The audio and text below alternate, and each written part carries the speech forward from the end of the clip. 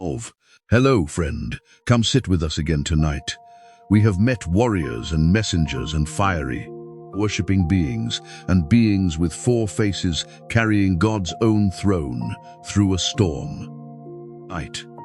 We turn to a gentler, more personal question, one many of us have wondered about quietly at some point in our own lives. Not whether each of us might have our very own angel watching over us specifically, individually, the way a parent watches over a sleeping child. You can feel a fist knocking urgently against a wooden door late at night and a young servant girl hurrying to answer it.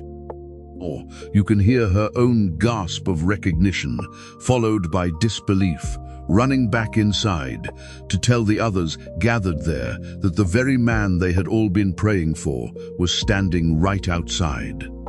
And you can imagine their own response, not quite believing her either, offering instead an explanation that reveals something quietly fascinating about what ordinary believers in that period had already come to assume was possible. It is his angel. You can feel, too, the particular comfort embedded quietly within this small, odd, easily overlooked detail, an entire community of frightened, praying believers who had apparently already come to believe, without needing any formal doctrine to confirm it, that a person's own presence somehow extend beyond their own physical body through the companionship of an angel closely associated with them. You can sense, alongside all of this, the particular tenderness of a question so many of us have carried quietly since childhood, not whether someone unseen has actually been watching over us all along. This is one more thread in the long story we have been walking together, night after night. And if this is your first evening with us, welcome. It is good to have you here. We remain tonight within this same collection of stories about beings from beyond the ordinary, or visible world, and tonight's question is one Scripture addresses only partially, leaving real room for faithful, or careful, believers across many centuries to continue thinking it through somewhat differently. Where our earlier evenings together sat with named archangels and specific dramatic visions, tonight's question turns instead towards something considerably more personal. Whether the same kind of protection and companionship these grand, cosmic figures represent might also extend down into the ordinary individual details of each single life, your own included. If a story like this settles into you the way it settles into us, a quiet tap of a like helps more people find their way to this fire. And if you would like to walk with us again tomorrow night, there is a small bell nearby that means you won't miss it. Now, let the day go, let your hands unclench, and let's stand beside that door and listen to what these frightened, hopeful friends actually said. The scene we just imagined comes from the book of Acts, describing the Apostle Peter's remarkable escape from prison, an angel appearing to him during the night and leading him past sleeping guards and through locked gates that opened on their own. Peter, still somewhat dazed by his own unexpected freedom, made his way to a house where a group of believers had gathered to pray, likely for exactly this kind of deliverance. When he knocked at the door, a servant girl named Rhoda came to answer, and recognizing Peter's voice, was so overjoyed that she ran back inside without even opening the door, telling everyone that Peter himself was standing right outside. Consider the wider context surrounding this specific scene a little further, worth understanding before moving forward. This particular imprisonment, Scripture tells us, occurred under considerable political danger, King Herod Agrippa, having already ordered the execution of another apostle, James, and apparently intending similar treatment for Peter, delaying only because of the ongoing Passover festival. The believers gathered praying that night, in other words, were praying under genuine, immediate threat to their own community's leadership, making their eventual disbelief at Peter's own miraculous appearance considerably more understandable. Outcome so far beyond what their own realistic assessment of the situation would have predicted that their first instinct was to assume some other explanation entirely. Consider too the specific security measures Scripture describes surrounding Peter's own imprisonment, worth understanding a little further for the sake of appreciating how genuinely dramatic this escape actually was. Scripture tells us Peter was bound with 2 chains between 2 soldiers, with additional guards positioned at the prison's outer gates, a level of security reflecting Herod's own apparent determination not to allow any possibility of escape following the earlier, presumably embarrassing disappearance of other prisoners recorded elsewhere in Scripture. Against this considerable security, an angel's arrival caused Peter's chains to fall away entirely, and every locked gate along their path to open on its own. Security measures rendered entirely irrelevant by whatever power this same angel carried, arriving specifically and directly for Peter's own benefit. The gathered believers, understandably, did not immediately believe her. They said, "It is his angel." This detail, small and easy to pass by quickly, offers a genuinely interesting window into what ordinary or faithful believers in this exact period apparently already assumed was possible, that a person might have some kind of personal, individual angel closely associated with them, one whose voice or presence might, under certain circumstances, be mistaken for that person's own. Scripture records this belief here without either directly confirming or denying it, simply showing us that this understanding was already circulating among Peter's own community of faith. Consider how significant it is, worth sitting with directly, that Scripture records this belief without any accompanying correction or clarification from the narrator. Throughout the book of Acts, when its author records beliefs or practices Scripture itself considers mistaken or in need of correction, this correction typically appears somewhere within the same passage or its immediate surrounding context. The complete absence of any such correction here suggests, at minimum, that this belief was not considered scandalous or clearly mistaken enough to require immediate rebuttal, while Scripture also stops well short of explicitly affirming it as settled, confirmed doctrine. Most direct scriptural support for the idea of individual, personal guardian angels comes from Jesus' own teaching, recorded in Matthew's Gospel, concerning how his followers should treat children specifically. See that you do not despise one of these little ones, for I tell you that in heaven their angels see the face of my Father, who is in heaven. Notice the specific language here, their angels, language many careful readers across the centuries have understood as suggesting some kind of individual or personal angelic connection, at minimum for children specifically, and by extension, many have reasoned, or believers more broadly as well. Consider the specific context surrounding this particular teaching a little further, worth understanding before drawing our own conclusions from it. Jesus offers this teaching immediately after warning his own disciples against causing a little one who believes in him to sin, or using unusually severe language about the consequences of causing this kind of harm to a child.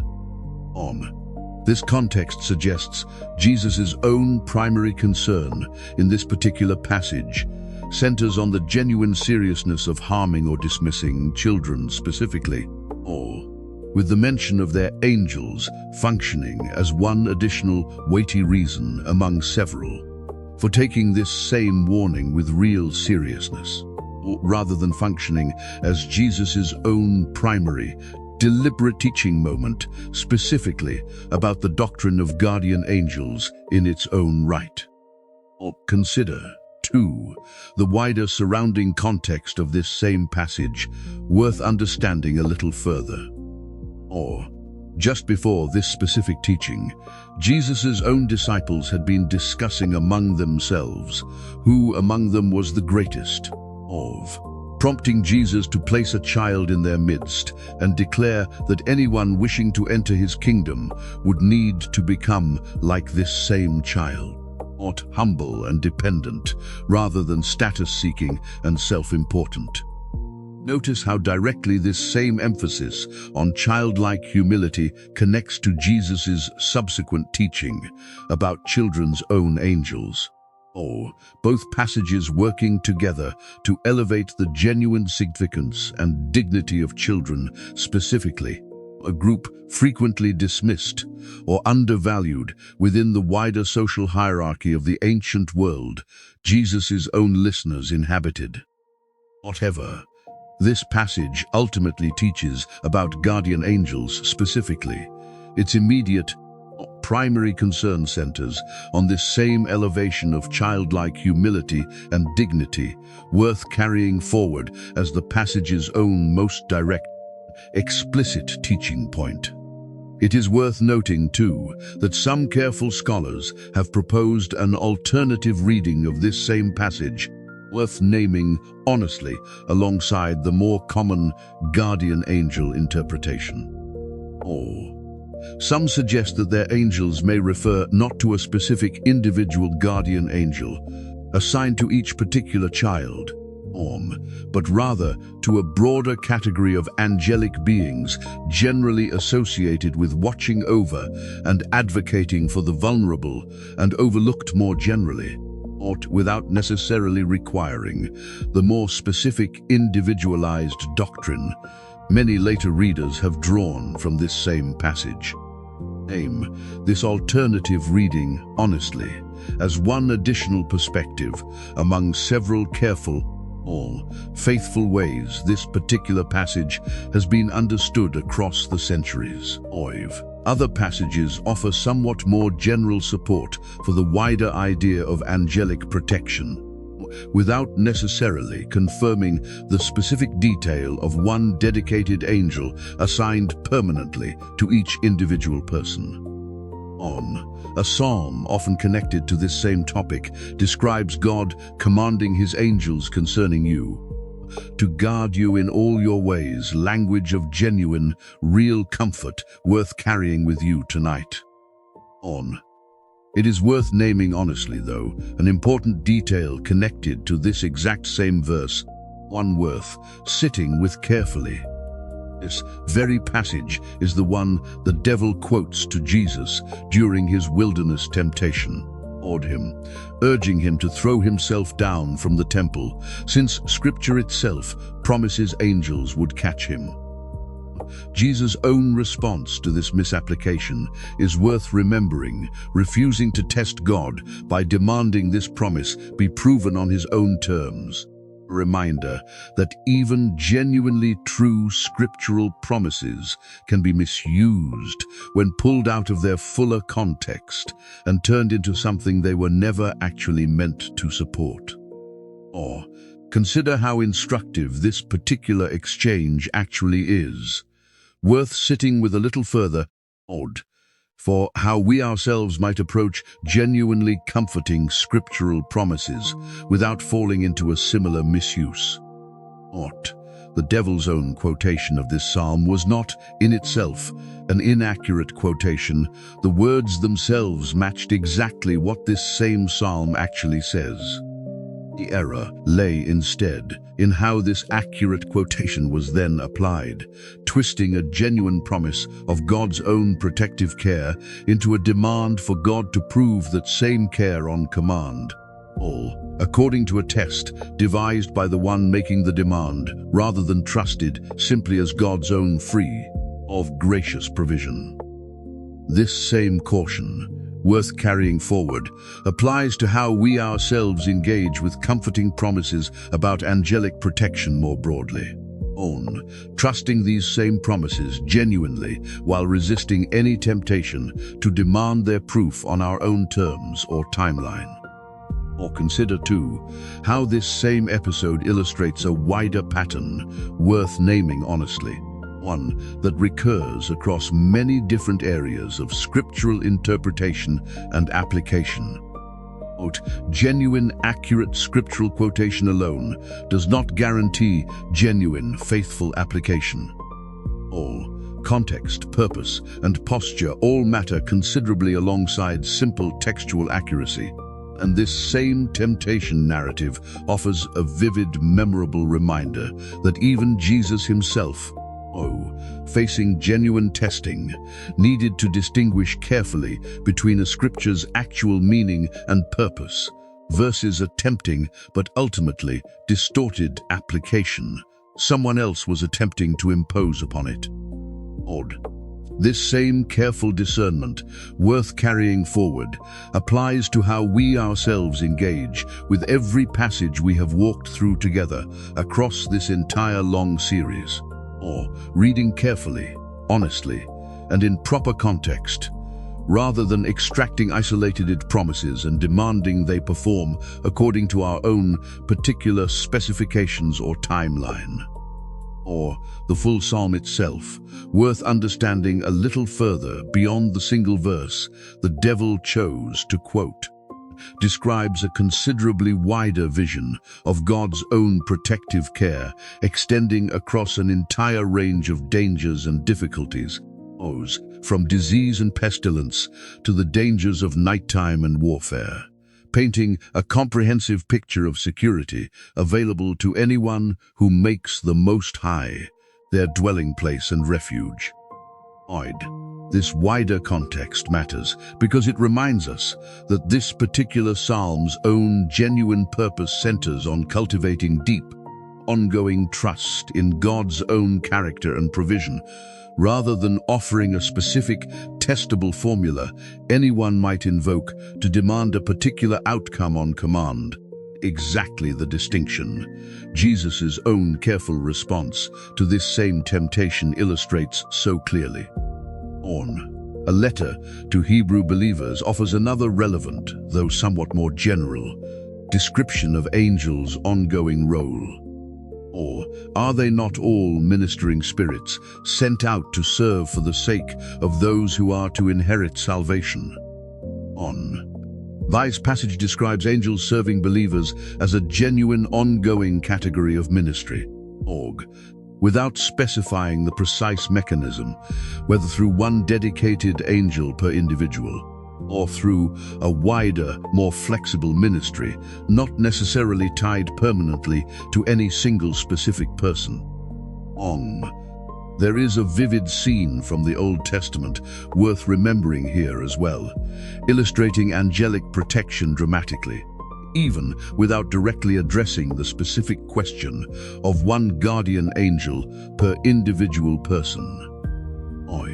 When the prophet Elisha and his servant found themselves surrounded by an enemy army, the servant's own eyes, initially seeing only overwhelming danger, were opened by Elisha's prayer to see something considerably more reassuring.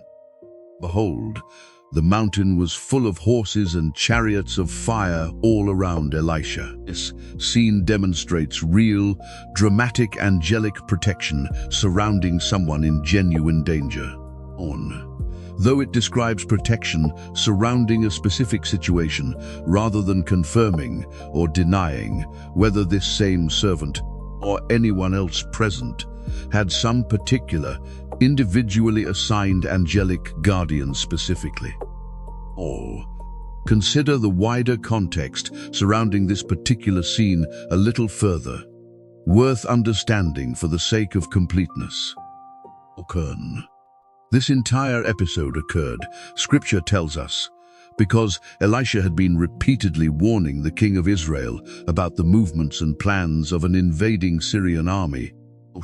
Information Elisha received through prophetic insight rather than ordinary military intelligence, or frustrating the Syrian king considerably, and eventually leading him to send a substantial military force specifically to capture Elisha himself, surrounding the city where he was staying overnight. Elisha's own servant, waking early and discovering this same surrounding army, responded with entirely understandable alarm. "Alas, my master, what shall we do?" A reaction any reasonable person facing this same overwhelming, visible threat would likely have shared. Elisha's own response to his servant's alarm is worth sitting with directly. "Fear not, for those who are with us are more than those who are with them." A statement that, on its own, without the accompanying vision that followed, might have sounded like simple, perhaps naive reassurance offered without any actual basis.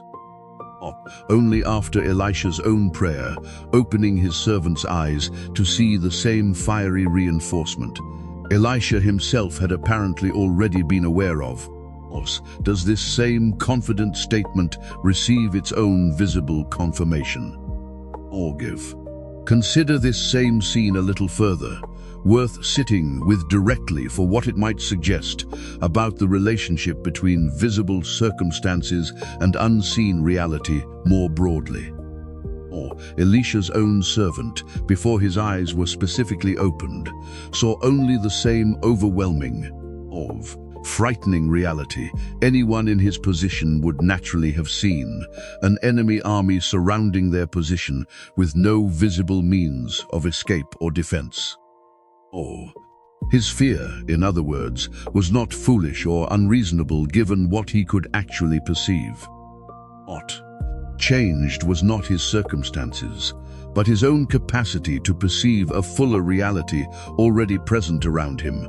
Invisible reinforcement that had, in fact, already surrounded them before his own prayer for open eyes was even offered.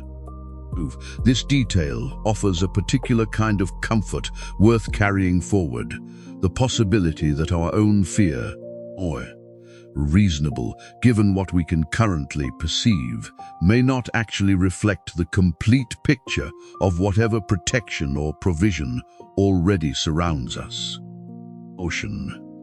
It is worth noting, too, what happened immediately following this same dramatic revelation, worth understanding for the sake of completeness.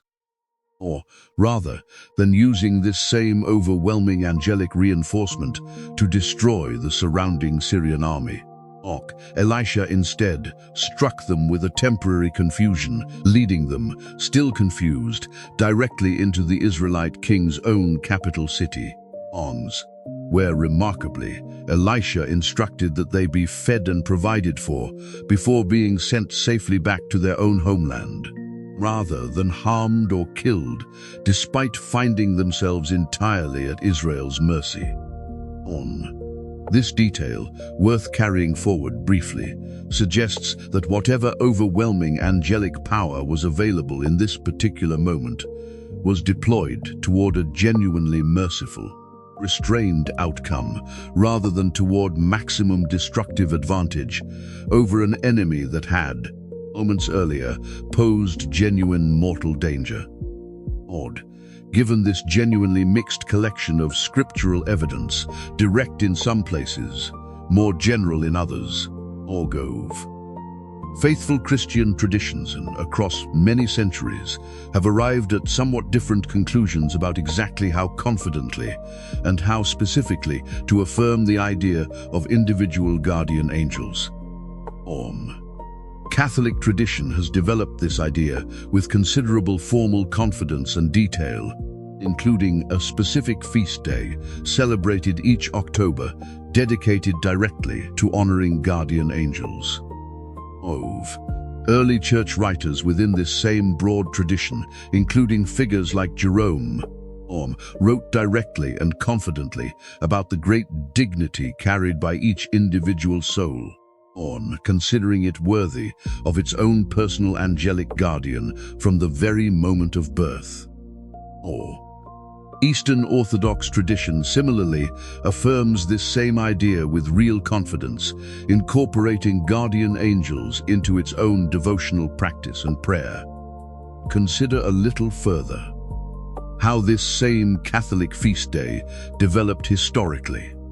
Worth understanding for the sake of completeness tonight. All formal, universal observance of this specific feast, celebrated on the 2nd of October within the Catholic liturgical calendar, was established relatively late within the wider span of church history, formally extended to the entire Catholic Church during the papacy of Pope Clement X in the late 17th century.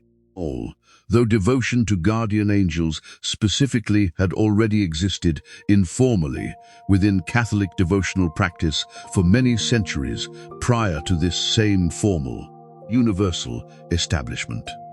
This detail illustrates something worth naming honestly, that even within traditions affirming guardian angels with considerable confidence, the specific formal liturgical observance surrounding this same belief developed gradually across church history, rather than being established immediately and universally from the earliest possible moment. Protestant traditions, by contrast, have generally approached this specific question with somewhat more caution and variety. Some Protestant thinkers and traditions affirm individual guardian angels readily, drawing on this same collection of scriptural texts we have walked through tonight. It express more hesitation about asserting this specific individualized doctrine with full confidence, preferring instead to affirm more generally that angels do minister to and protect believers, without necessarily committing to the precise claim that every single person receives one particular, permanently angelic guardian specifically. We name this range of tradition honestly tonight, without favoring one approach over another, since this remains a question where careful, faithful believers across different traditions continue to weigh the available scriptural evidence somewhat differently. Consider, too, an important distinction worth naming honestly within this wider Protestant range of perspective, one reaching beyond simple affirmation or denial.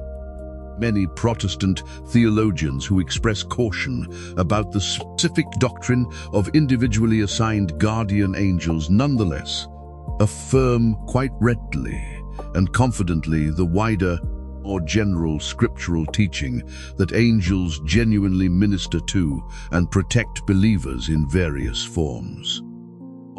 Their particular hesitation centers specifically on the more precise, individualized claim, one dedicated angel permanently assigned to each single person, rather than on the wider or general category of angelic protection and ministry. Scripture describes considerably more directly and consistently across many different passages. There is one further detail worth naming honestly tonight, a caution Scripture itself raises directly alongside its affirmations of angelic protection and ministry. A letter to the church in Colossae warns directly against a particular kind of misplaced devotion. Let no one disqualify you, insisting on asceticism and worship of angels. This warning matters considerably for how we hold tonight's entire conversation. Whatever comfort and reassurance angelic protection genuinely offers, Scripture consistently keeps our attention and devotion directed toward God Himself, rather than toward the angels who serve Him, however real and however significant their ministry actually is. Angels. Across every single scene we have considered together, across these last several evenings, consistently point away from themselves and toward God's own glory and purposes, and any approach to this topic that shifts our own primary attention and devotion toward the angels themselves, rather than through them toward God, moves in a direction Scripture itself specifically cautions against. Consider the specific historical context surrounding this same warning a little further, worth understanding for the sake of full honesty. Scholars studying this particular letter note that the church in Colossae appears to have faced genuine pressure from a specific local religious movement incorporating elements of angel worship alongside various other practices. Scripture describes only briefly and somewhat obscurely movement Paul addresses directly and firmly throughout this same letter as a genuine or serious threat to the church's own proper God-centered devotion. This historical context helps us understand that Paul's own warning here was not addressing a merely theoretical or hypothetical danger, but a real immediate pastoral concern connected to specific practices already causing genuine confusion and potential harm within this particular early Christian community. There is something worth carrying from tonight's evening into your own life, regardless of exactly where you land on the more specific, debated question of one guardian angel assigned individually to each person. Whatever the precise mechanism, Scripture is entirely clear and entirely consistent that angels genuinely do minister to and protect God's own people in various forms, across many different scenes throughout this whole long story. The particular comfort worth carrying tonight does not depend on resolving every detail of exactly how this protection operates. It depends on the same underlying reality. Every single scene we have walked through this evening keeps affirming that you are not moving through your own life unwatched, unprotected, or unaccompanied, whatever specific angelic arrangement that protection ultimately involves. Consider, finally, how this same underlying confidence might reshape your own experience of ordinary, daily life, worth sitting with directly as tonight's evening draws toward its close. Most of us move through our own days, assuming by default that we are essentially alone, navigating our own circumstances entirely through our own limited resources and awareness. Tonight's collection of scriptural evidence, whatever specific doctrinal conclusions you ultimately draw from it, offers a genuine, if partial, corrective to this same default assumption, suggesting that our own ordinary days may be considerably less solitary, and considerably more accompanied than our own limited perception typically allows us to notice or appreciate. Consider, too, how this same corrective might specifically address a particular kind of loneliness many of us carry quietly, worth naming directly before we close tonight's evening. There is a difference between being physically alone, which happens to all of us at various points, and feeling fundamentally, existentially unaccompanied, as though our own life is being lived out entirely, without any wider notice or care beyond our own immediate human relationships. Whatever specific doctrinal position you land on regarding individually assigned guardian angels, a wider, more general scriptural pattern we have walked through together tonight offers a genuine corrective to this second, deeper kind of loneliness, insisting that even our most private, unwitnessed moments remain genuinely, actively noticed and cared for by a God who has never once stopped, sending exactly the kind of ministering attention each of us actually needs.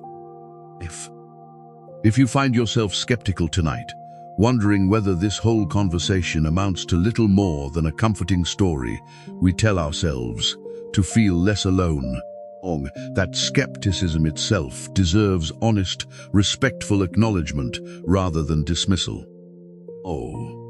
Scripture itself, as we have tried to represent honestly throughout tonight's evening, does not offer a single, universally agreed, fully detailed doctrine on this exact question, leaving real room for careful, thoughtful people to continue weighing this same evidence somewhat differently.